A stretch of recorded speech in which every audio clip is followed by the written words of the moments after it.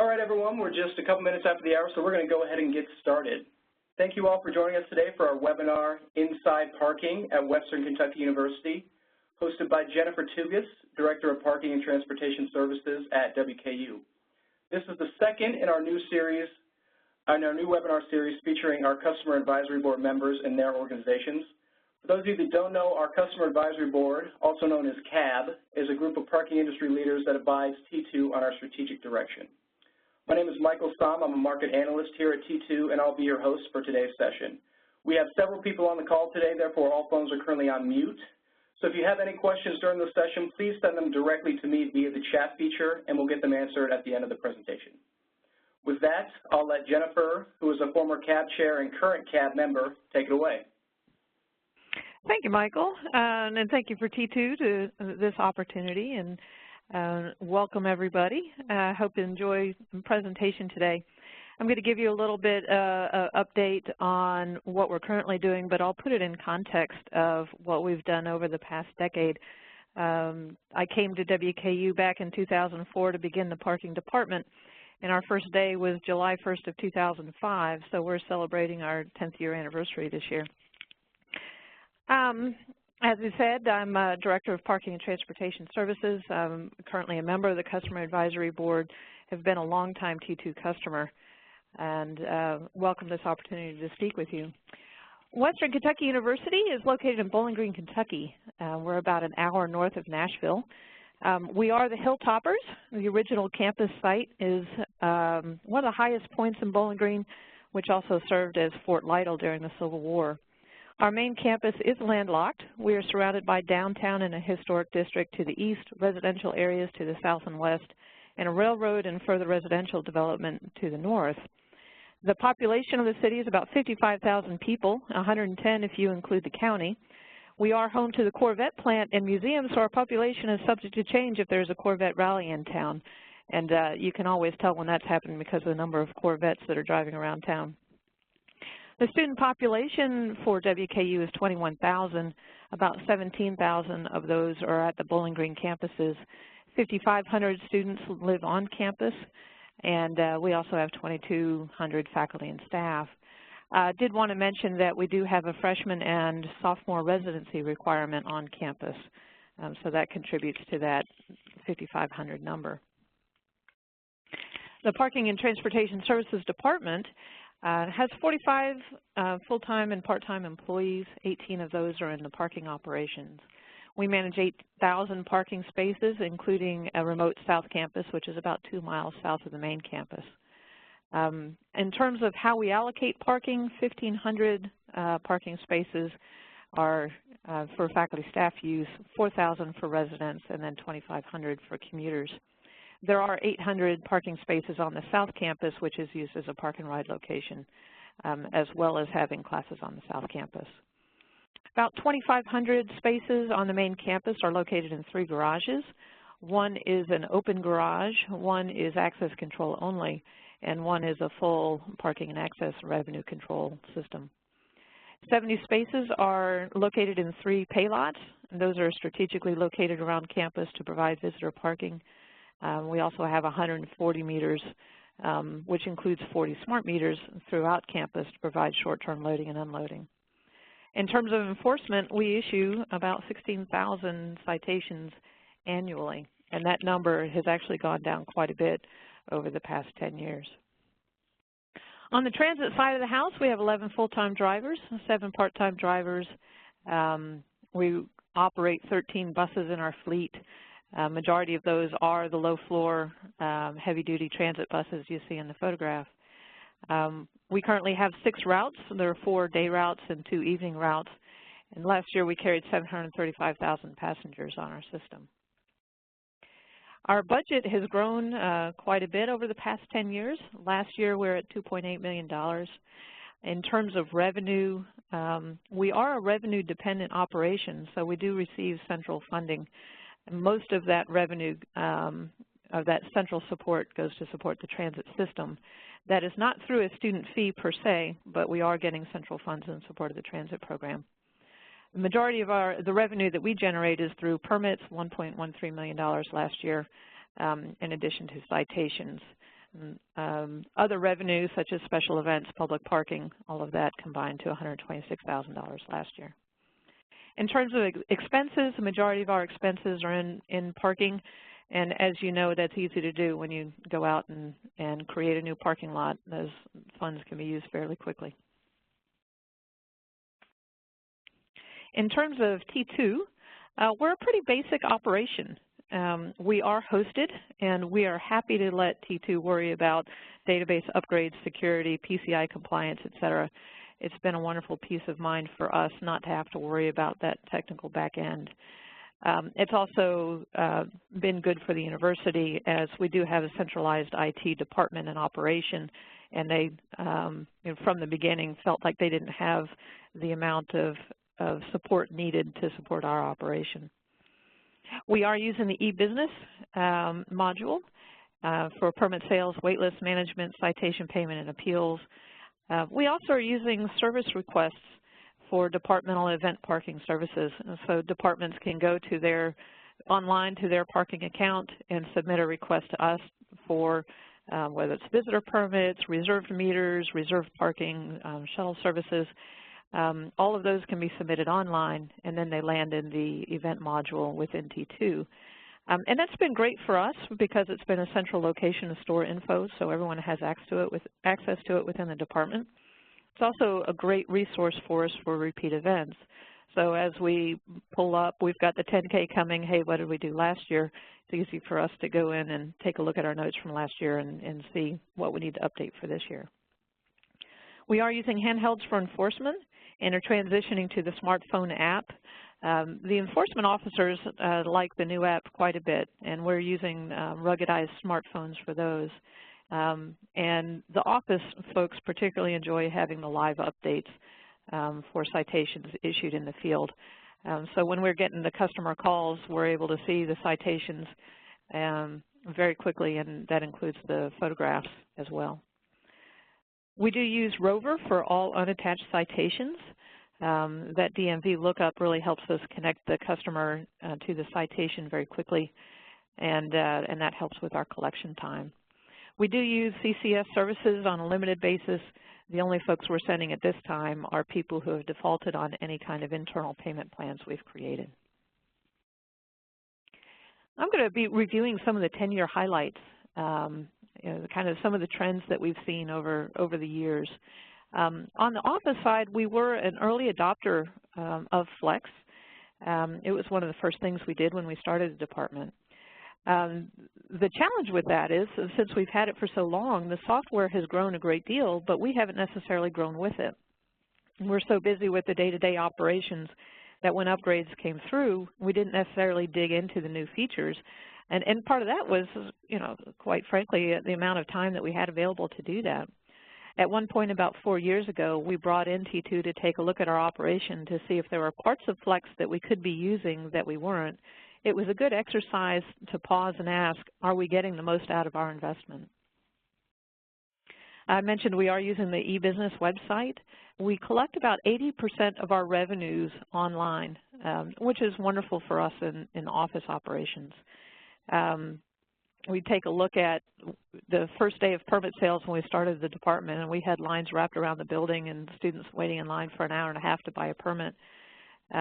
We've been able to transition that so that, this past year, opening day of school, was really negligible lines. Majority of the people ordered their permits in advance of the start of school, and we're able to handle any kind of the last-minute flux very easily.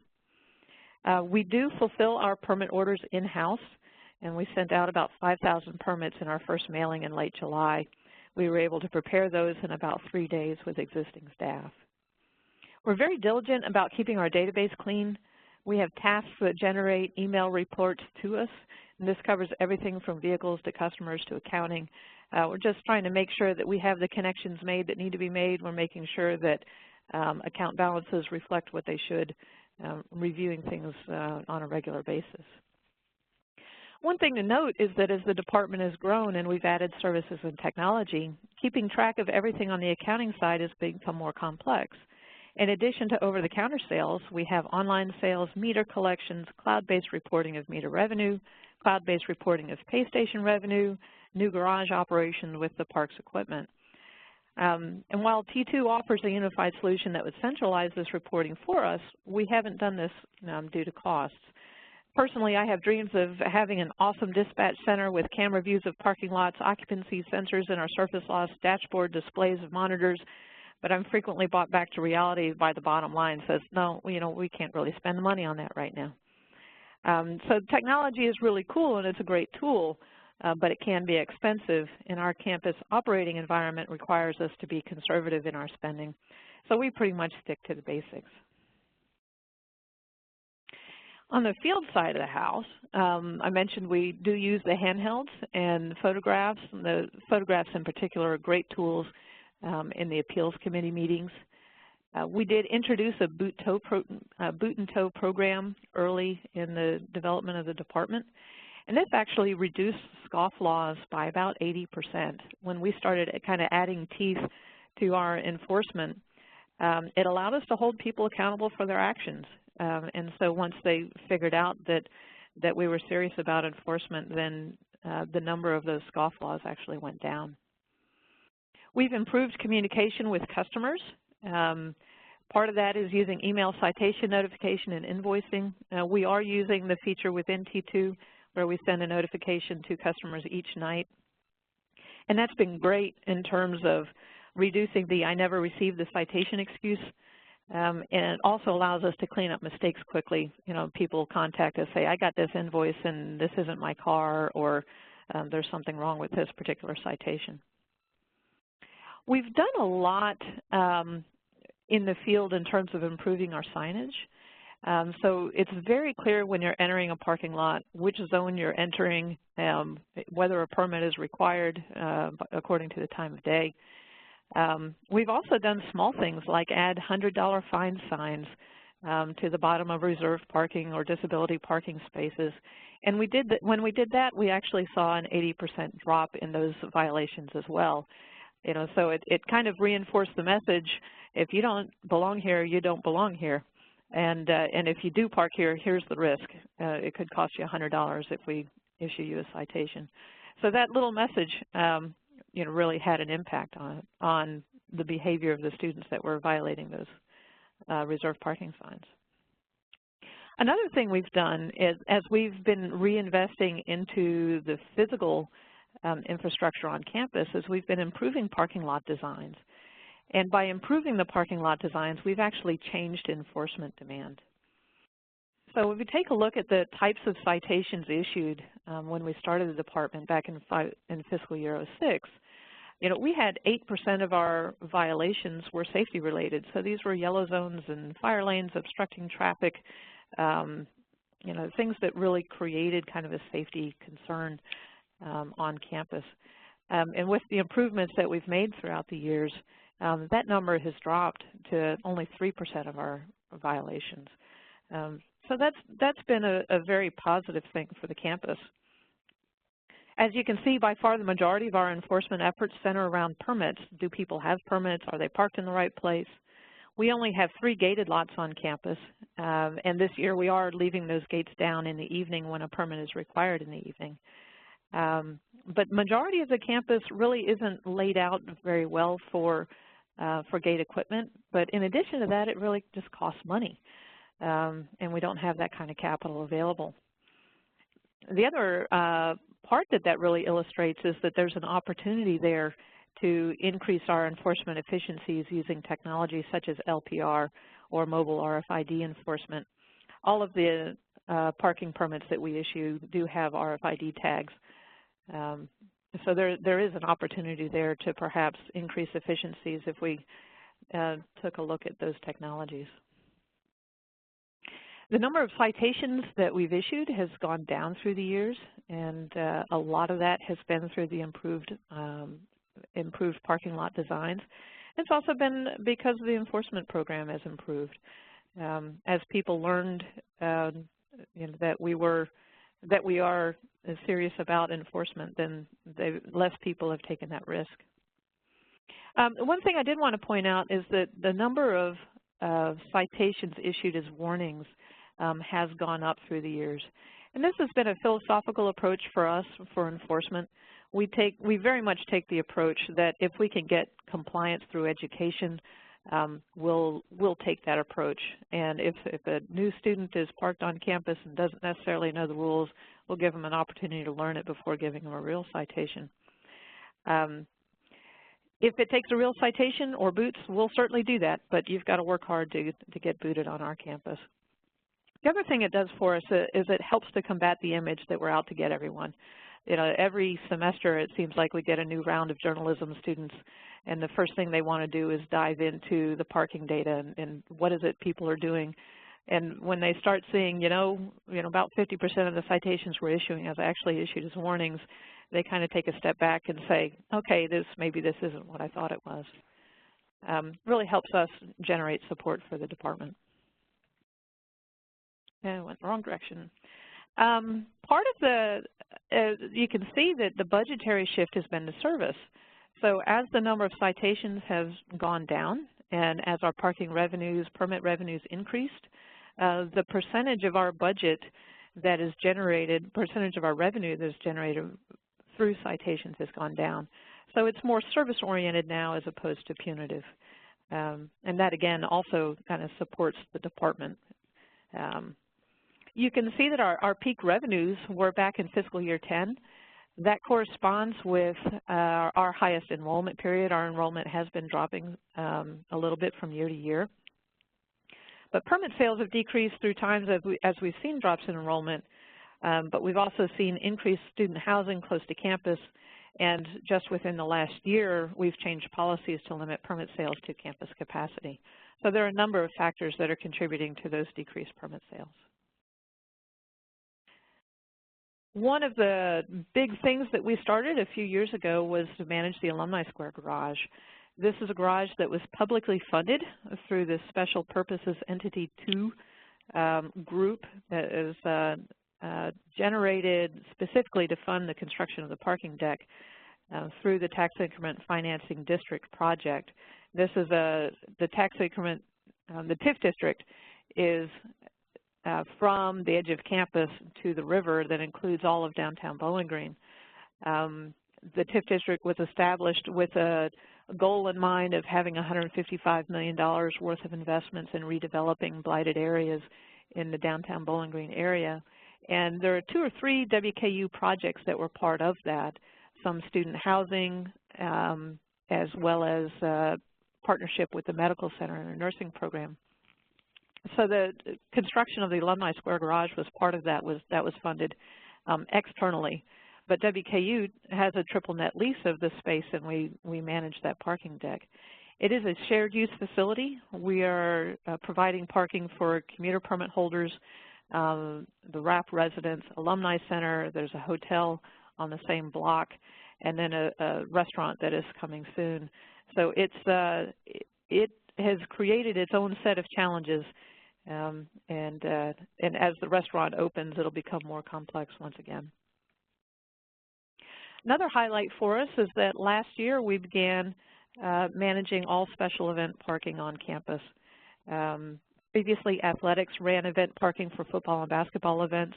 We actually spent 2 years shadowing them, kind of creating a transition from athletics running that to our operation running that. And that really allows us to focus on our core competency in parking management and lets them focus on their core competency of running the actual athletic event. We continue to have weekly meetings with stakeholders for planning and coordination purposes. This includes campus and community events, athletics, Downing Student Union, Campus Activities Board, conferencing and catering, Aramark Food Services. Scott, our Assistant Director of Field Operations, handles the planning piece and the staffing. Our Special Events Coordinator runs the show in the field. Switching over to the transit, don't want to leave them out. We've really had great successes in the transit program over the past 10 years. We've improved the quality of the fleet. When we began the operation back in 2006, we actually had school buses in our, used school buses in our fleet. So we've definitely come a long way on the fleet side. But we've also improved the frequency of service, which is really shown in the development of the campus park and ride from South Campus. We now have about 700 permit holders that are parking on the South Campus property. We've improved routes and expanded services. And all of this has led to increase in transit ridership throughout the year. It seemed like every time we made an improvement, the students really jumped on board. We are using NextBus so that students can see when the next bus is going to arrive at the stop, and that's very popular with the students. A major challenge for us has been shrinking parking inventory. Since the fall of 2010, we've actually lost the equivalent of a parking deck in terms of parking that's available to commuting students on campus. And that's been twofold. One, the actual loss of inventory as development has occurred on and off campus. But it's also been because of increased demand from on-campus residents that have displaced commuters. And there are really two ways of taking a look at solving the parking problem. Of course, you have the supply side, the physical inventory of parking spaces, and allocation of spaces to user groups. But you also have the demand side of the equation, the choices that people make to park or not to park. That is the question. On the parking lot side, this map shows all of the investments that we've made in parking over the past 10 years. The red areas were projects that were funded through the university. The yellow areas were projects that were funded by the Parking Transportation Department. And then the green block in the upper right-hand corner is the Alumni Square Garage, which was funded externally. We've invested $22 million over the last decade. We have touched nearly every parking lot on campus. You can also see in the box to the right that over the same time period, a number of lots were closed as campus master plan was implemented, and parking lots were replaced with either green space or buildings. In the next year, we're going to be spending another $10 million on a new parking structure in the Creason lot, which is located in the upper left-hand corner of the screen. That will have a very strong tie-in with our transit system. We have two separate routes that serve the main campus that stop at that Creason lot and then hit the major academic buildings on campus. So it's going to be a very good park and ride location for students. In terms of how we've allocated parking, we're really heavily allocated towards housing. The philosophy of the campus is that the students living on campus are more likely to be successful. They're more likely to stay in school. They have higher GPAs. They're more likely to remain loyal to WKU. So that has carried over into the parking management plan and the amount of parking that's dedicated to the residents. Of course, I did mention that we've reached the point where we don't have enough parking available for everybody, and we've started limiting permit sales to commuters. And as we look to the future, we may need to do that differently as well.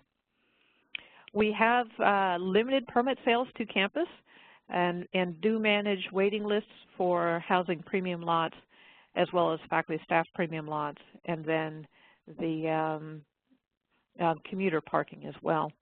I did want to mention real quickly our permit pricing. Our park and ride permits are $50. Main campus perimeter parking is $100. Main campus premium parking is in the neighborhood of $220. And then gated parking for faculty staff is $400 a year. So going back to our budget, because we've had that university, that central support from the university, we've been able to keep those permit fees low, and that has also worked to our advantage politically. It has created other challenges for us in terms of what we're able to do, but given the climate that we're in, it's worked in our favor. As we look at the demand side of the equation, we've been introducing services for commuters to make it easier for them to get to and from campus without bringing their car. Last year, we added service for off-campus student housing. We have partnered with the local GoBG public transit system and funded increased service on one of their routes, which directly connects off-campus student housing to campus. We've also added stops on the Topper transit routes at nearby apartments. And this only became acceptable within the last year because of the lack of parking that we've had on campus. So as long as we're providing, as long as we're favoring housing students in how we allocate parking, we've got to do something for commuters in order to allow them to get to campus. But the reason why it was a political issue was because that housing didn't really want competition from the off-campus housing by providing that free transit back and forth. So that's kind of the political issue that we had to overcome to be able to do that. For residents, we've been building programs over the past 10 years to make it easier for students living on campus to live car-free. That includes our Topper Transit system. It includes bicycle infrastructure, such as bike racks, bike lanes, and greenways that connect campus to the city. WKU also has a bike sharing program that's run through the Office of Sustainability. We've contracted airport shuttle services to the Nashville airport, which PTS offers to students at a discount. And we've partnered with our local public transit system. So we don't necessarily have a UPass program, but we do buy permits or buy semester passes from GoBG Public Transit, and we turn around and sell those to students for $10 a semester.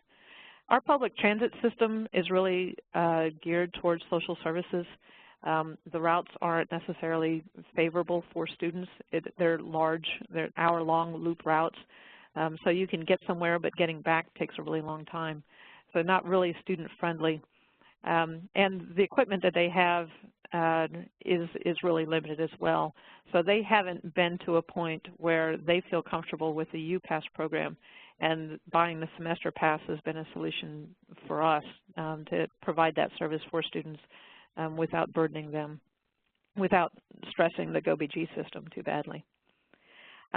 Within the last 2 years, we've also introduced enterprise car share on campus, and we're getting a pretty decent use out of the cars that we have on campus.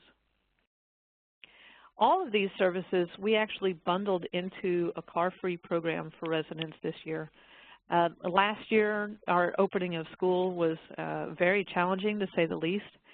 And a lot of that was because as we were planning for the new year and limiting permit sales to commuters, we were kind of counting on a trend that we had been watching of fewer and fewer residents bringing cars to campus. And for whatever reason, last year that trend reversed itself at the worst possible time. So we had a 3% increase in residents bringing cars to campus, which resulted in 250 parking spaces being used by residents that we had planned on using for commuters. So as we were planning for this year, we said let's target the residents and see if we can entice some students to leave a car at home rather than bring it. And we created this CarFree program. So within the booklet that you see on the screen there are vouchers for the different services that were listed on the previous screen. Any student that's enrolled in this program will receive a larger discount for those services. So we cover the cost of enrolling in the Enterprise Car Share program. We'll provide a free tune-up at the bike shop on campus. We'll provide a free GoBG public transit pass. We'll provide a $25 discount for the airport shuttle service, which is above and beyond the discount they would normally receive as a student. We did see that we did move the needle a little bit for this year, and if we compared what we were expecting to see versus what we did see that we did sell fewer housing permits than we were expecting had we not had this program in place. So we feel pretty good about that. It's kind of a starting place for us. It's a pilot program, and we'd like to make improvements to expand that for next year. Because as we look at next year, we have some challenges ahead of us. We have a new parking structure that will begin construction in July, and that will take out about 250 to 300 parking spaces out of inventory as we build that parking deck. And we're using those spaces today. So there will be some growing pains with that. As we look at planning, we will probably be further limiting permit sales to the capacity of campus and offer transit solutions as alternatives, perhaps build on that CarFree program as well. We're likely going to be focusing on housing students next. It is the housing students that are going to be affected directly, but we are so early in the planning process that there are a lot of discussions to go, no pun intended. Kind of reflecting a little bit on what has enabled us to be successful over the past decade. A lot of pieces come into play. First and foremost, I think, has to be the people. Hire, develop, and take care of good people. We have wonderful staff here within Parking and Transportation Services. But it's been important for us to develop a program that the administration can support, and we're very blessed to have support of the administration here at WKU. We're aware of and understand how and when politics come into play. That's kind of a pick your battles.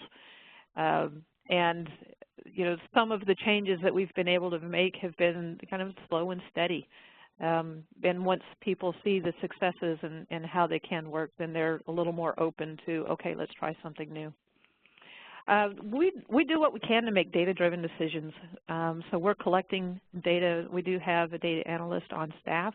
That was a recommendation when we started the department, and I'm very glad that we were able to do that, because you know we can tell people this is how we're using the parking lots. This is going to be the effect of building this building at this location. So we're able to make data-driven decisions as we plan for the future. I think it's important to be willing to listen to the customers and make adjustments when you can, and keep making improvements. This, again, kind of builds that relationship between the department and the campus community. Part of that is making successes public and being transparent about the challenges that we face. So when we had our opening of school last year, and it was as bad as it could be, it was as bad as it was, you know, for the 10 years that we've been here.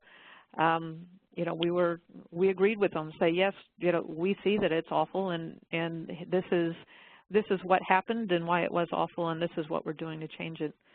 The silver lining to the challenges that we had last year was that all of the students really rallied around passing a student fee to build a new parking deck. So it's not something that the parking and transportation budget has to support. It's being supported through the university and a student fee. It's wonderful to use technologies that add value to your operation, whether this is improving customer service or improving operational efficiency. Technology is a wonderful tool, and there are definitely places for it that can help the operation. And I think in the end, you got to remember that the total wins. Sometimes you want to crawl into your shell, but and sometimes it's necessary to crawl into the shell. But as long as you keep making, you know, slow and steady progress, you know, that's what wins the race at the end of the day. So with that, that concludes the presentation. Thanks again to T2 for this opportunity to speak with you. And I'll turn the microphone back to Michael, so to speak. Thanks, Michelle. Again, if you guys have any questions, could you please send them through to me via the chat feature, and we'll get those answered. We have one that's coming through here, Jennifer. The question is, what policies are in place for university vehicles and parking these vehicles around campus? Are they allowed free parking near their department? Oh, thank you for that question. Actually, that's a change that we made this year, that we started charging departments for parking vehicles on campus. And we did that by, we charge a higher price for the reserve parking. So if nobody else is allowed to use this space, then they pay for that reserve parking space, whether it's used for their departmental vehicle or, say, for visitor parking. Otherwise, we charge the equivalent of the parking zone. So if they're parking in a commuter lot, then it would be $100 for that. If they're parking in a premium faculty staff area, we charge them the equivalent of that. But we also provided a free alternative on the main campus and the part of the campus that is underutilized, as well as South Campus. South Campus is a free option for them as well. So that was a change that we implemented this year, and we had administrative support for that. There was some resistance to that change, but because we made it the equivalent fee of other things, people understood why we were doing it, why we needed to do it, and we were able to move forward with that.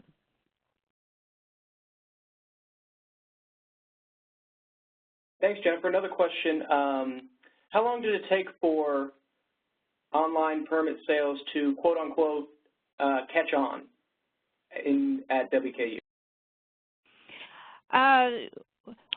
Well, let's see, we started pretty early with a pretty basic system, but when we moved into our new building and we were preparing for mass permit sales the first year, we set up our conference room with about 10 different laptops, 10 different workstations, So if a student had not registered online, when they came to our office, the first thing we did was set them in front of a computer and get them used to, here's how you log into your account, here's how you buy your parking permit, here are the things you can do with it.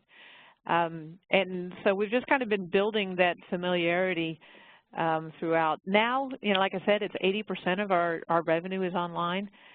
So within the last, 3 to 4 years, I'd say that's when the tipping point was, maybe 3 to 4 years ago, where people were looking for those online services instead of coming to our department. Jennifer, a couple questions related to transit. One of them, somebody mentioned that they outsource their transit and wondering what you see the benefits are of operating it yourself. And another question, what is your most successful alternative transportation program? All right, so the first is transit outsourcing, and the second was successful alternative. Okay.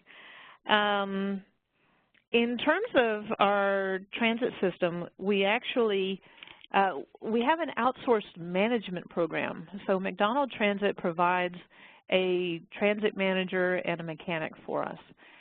What we found is that we are such a small market, we were not able to attract talent that had strong transit experience as a manager. We did a national search 3 different times, and just the size of our operation isn't large enough to really attract people with good experience in transit. So the university has a couple of other management contracts in place, so that was a good fit for us. We have Sodexo that manages our facilities management operation, and then Aramark manages our food services operation. So that was a model that the campus was familiar with, and it's worked really well for us.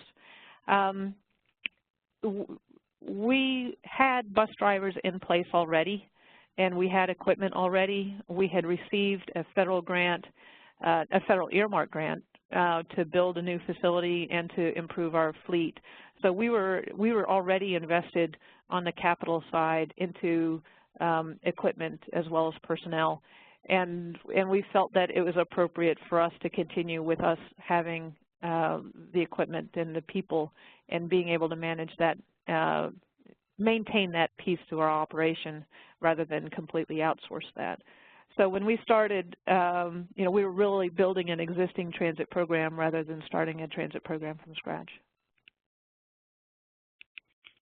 In terms of what's our most successful alternative transportation, I think, that's a great question. I guess in terms of numbers, it has to be our partnership with GoBG.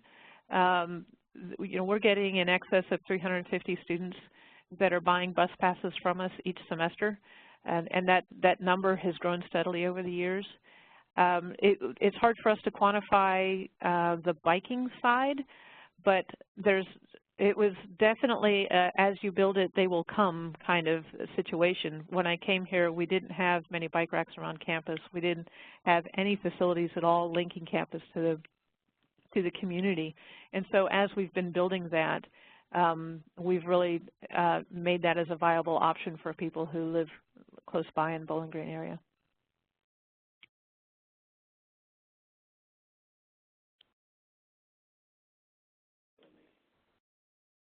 Jennifer, another question, had several actually around booting and towing. Could you go into a little more specifics about your policy and the way you manage booting and towing on campus? Yeah, our boot policy is that if you have 3 or more outstanding citations with a boot warning, then you're eligible for a boot. So on the 3rd citation, we will issue a boot warning and put a boot warning sticker on the car that notifies the customer that they are on the boot list. And if they get another citation after that, then we will boot. The only time we really tow is if the car is presenting a hazard, or if the student has not taken care of their boot situation after a couple of days. So we're not aggressive on the tow side unless there's a hazard with where the vehicle is parked. We do relocate vehicles for events if we're reserving an area and vehicles have remained in place after they've been told to move, then we will relocate those vehicles. Most of the time, that is charged back to the event. Another question, are you currently using any occupancy signage or lot full signage? And if so, how are you using that? The only place where we have a lot full sign is on our parking structure 2 that has the loop counters with the gate system. I would really love to expand that, and that's something that our administration is interested in getting into, is a little more occupancy counting. But we're very limited in what we're doing right now. We did see that when we were, the first time we had that sign light up, that students really appreciated having that information. So I think there's general support for us to expand that. It's just the price tag that comes along with it that's kind of held us up to this point. Thanks, Jennifer. And I'll mention, since you mentioned occupancy, we will actually be having another webinar in October about our auto count gateless vehicle counting solution. So look for information on that coming soon. Another question similar to that, somebody asked me how you keep traffic driving from class to class to a manageable level. Do you utilize any type of zone type parking? Well, our campus is about 200 acres, which isn't terribly large. You can walk from one end of campus to another in about 10 to 15 minutes. Generally, when somebody parks, they kind of park for the day and get to where they need to go on transit. But we definitely have a fair amount of traffic on the perimeter of campus that's related to class changes. The campus master plan has actually removed two roads that crossed campus. So the campus master plan has really converted the core of campus into a pedestrian zone.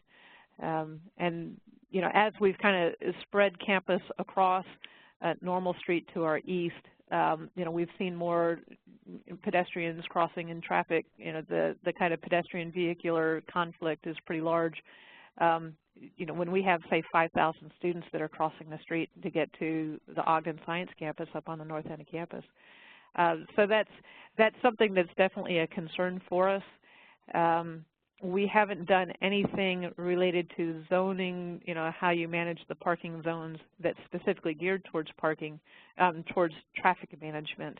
But the implementation of the master plan, I think, has done more to reduce that vehicular pedestrian conflict as anything else.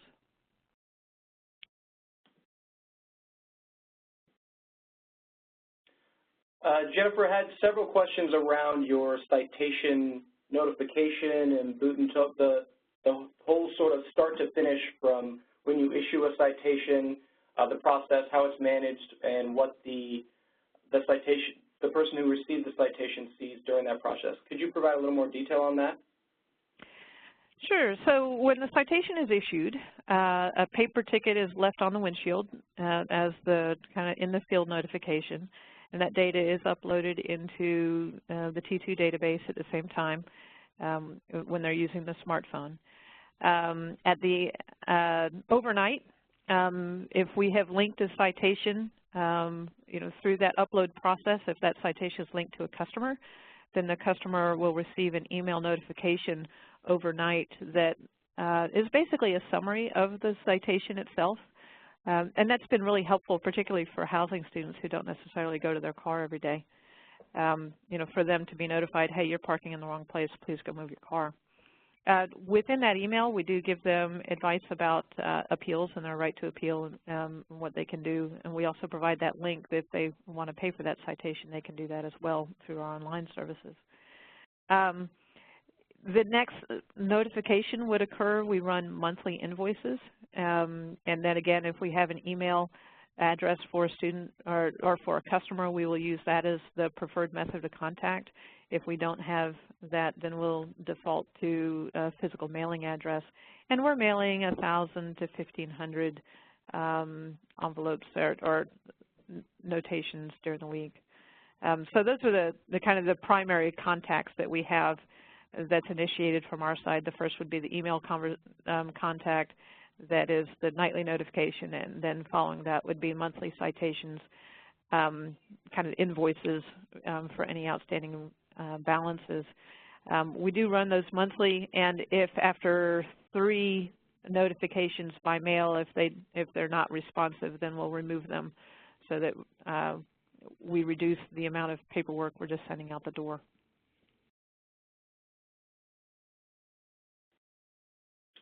Jennifer, a couple of questions about the management of your transit solutions, specifically the CarFree program. How are you tracking and managing that? Are you managing it within T2 Flex or using a different means to manage those programs? We are issuing the coupon voucher booklets as a permit, and the students can come in. Well, I guess if I back up a little bit, the picture that you saw that showed the CarFree program, it is a booklet. It's a booklet of vouchers and coupons, and so each page is dedicated to whichever service that it is. So if it's Enterprise Car Share, it explains, in order for you to receive the discount, take these steps to enroll in the Enterprise Car Share program.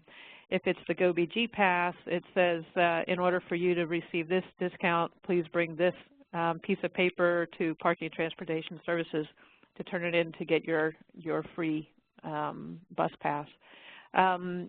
When students then kind of redeem those for the services, then a payment method is that voucher as they check those out. So if they're paying for a particular service, then we'll redeem those.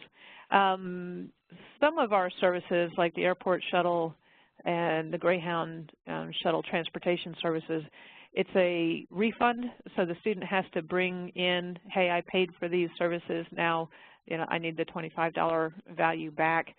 It's so early in the semester at this point that we haven't seen those yet. I expect we'll see them after either Thanksgiving or the Christmas break. But we'll process those refunds to them. We'll put everything that we can on the student's account to track that.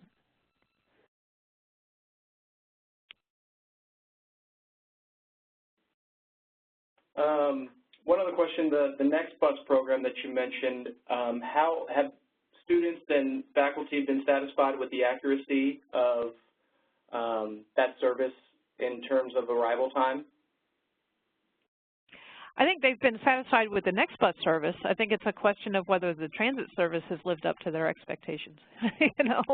We run into problems with traffic. Kind of, if we get an accident at a location and we have to reroute our traffic, we can end up with delays in the system, or quite frankly, we get caught in the same mass pedestrian crossing on classroom changes as anybody else, and that kind of brings our system to a halt. So the beauty of the Next Bus program is really twofold. One is on the management side.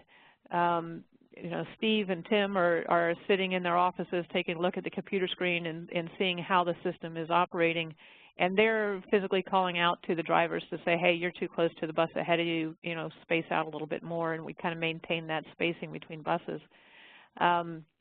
The other side of it is that when we do have those kinds of situations where we have an accident or we have severe weather or we have a weather closing, we can send notification through NextBus so that the riders can see that and know what's happening.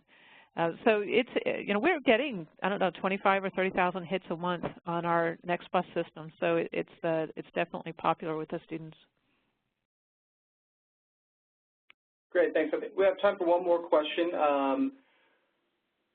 Somebody wanted to know how you're utilizing EBusiness, which of course is now Flexport, for service requests from other departments. Could you give a little more detail on that?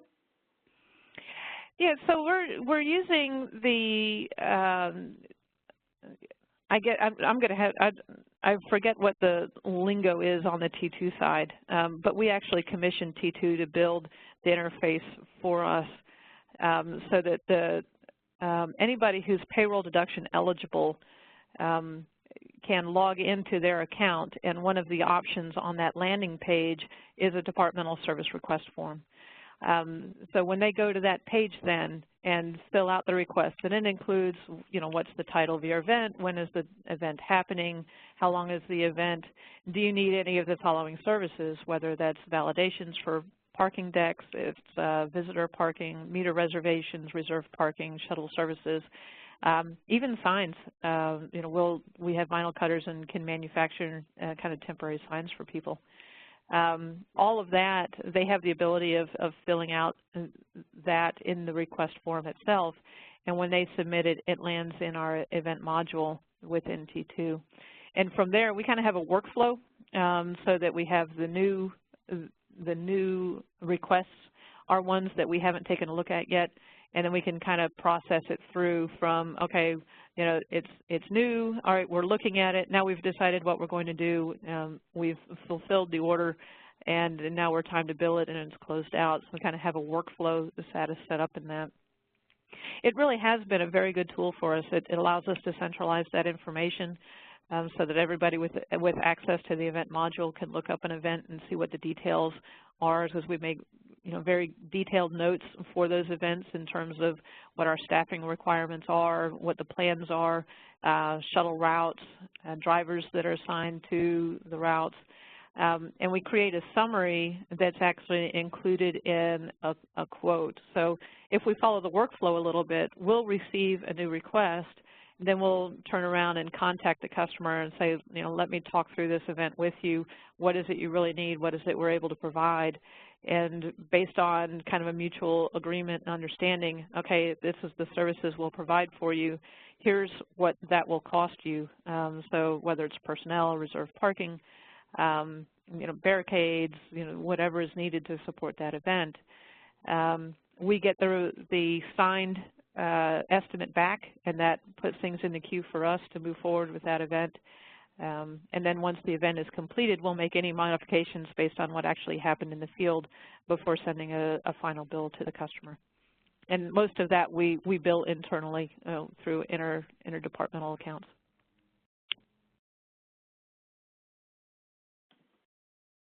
Okay, thanks, Jennifer, and thanks to all for all of your questions that you submitted. A lot of great questions. With that, we'll go ahead and wrap things up. Thank you all again for joining us today, and thank you especially to Jennifer for presenting and sharing the successes of her organization. Everyone enjoy the rest of your day. Thanks. Thank you.